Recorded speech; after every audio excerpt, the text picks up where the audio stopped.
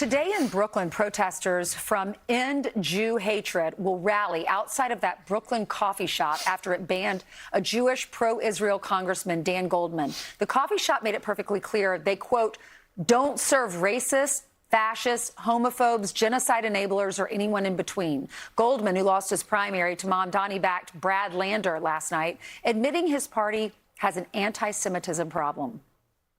Outright anti-Semitism, which is on the rise, something I certainly felt during this campaign, and is something that the entire Democratic Party, not just Jews, are going to have to grapple with. And it cannot just be on the Jewish community itself to defend against anti-Semitism.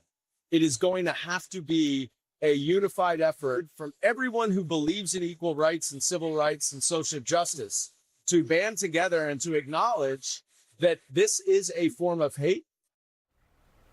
Anti-Defamation League CEO Jonathan Greenblatt joins us now. Jonathan, what does this mean for the Democratic Party? We have so many Jewish people in New York, more Jewish people in New York than any other city in our country. That's right. Other than Israel, biggest population here.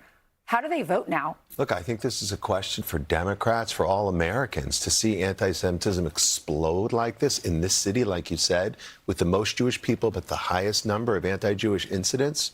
I mean, what we saw at this coffee shop shows us that you can harass Jewish people for the price of a cup of coffee. Right. To call Dan Goldman a genocide enabler, Dan Goldman, who has been a stalwart, American, a member of Congress. By the way, he's criticized Bibi Netanyahu and that government repeatedly. So this is prejudice, plain and simple, and it's disgusting. But, I've got to be honest, it's happening all over the country. ADL actually has a case against a coffee shop in Oakland, California, that banned a man from getting coffee there because he was wearing a Jewish star.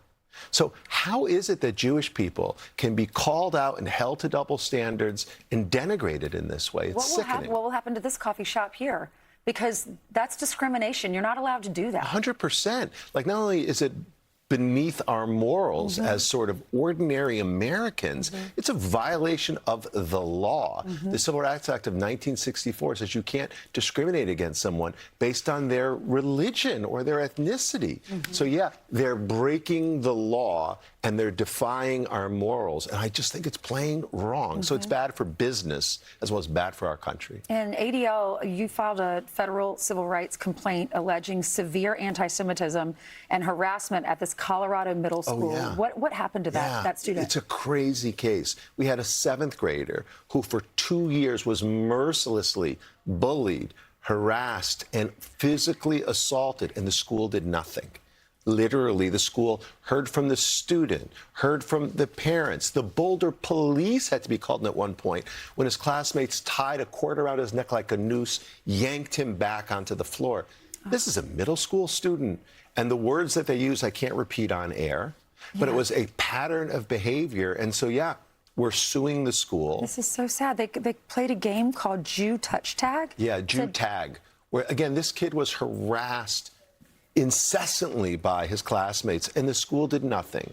So we filed this case. I'm glad Boulder Valley District School System's already reached out to us. But proof's in the pudding. Like, I want to see every teacher get trained to make sure that, again, they don't accept anti-Semitism. Because I don't think if this was a student of any other ethnicity, any other religion, this would have been tolerated. Why is this happening in our country? I mean, as a Christian, I know what the Bible says about Israel. I mean, the man I serve is Jesus, and he was Jewish.